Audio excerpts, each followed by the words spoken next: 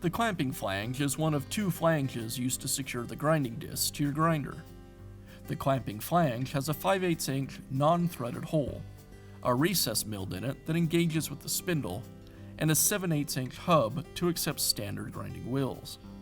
Over time, the hub can wear, causing the grinder wheel to wobble. Replacing the clamping flange is a repair that you can do yourself, and I'm going to show you how. I'll begin by removing the flange nut from the spindle. To do that, I'll press the lock button on the gearbox, and then I can remove the flange nut.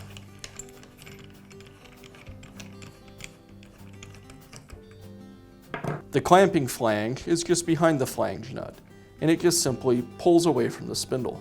Now I can install the new clamping flange. I want to make sure that the side that has the recess, that's the same shape as the lower portion of the spindle, goes towards the gearbox.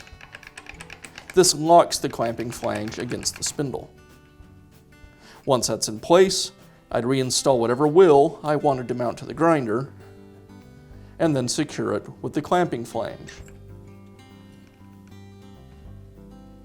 And again, I'll use the lock button on the gearbox to lock the spindle in place as I tighten up the clamping flange. And that's how simple it is to install a new clamping flange on your grinder.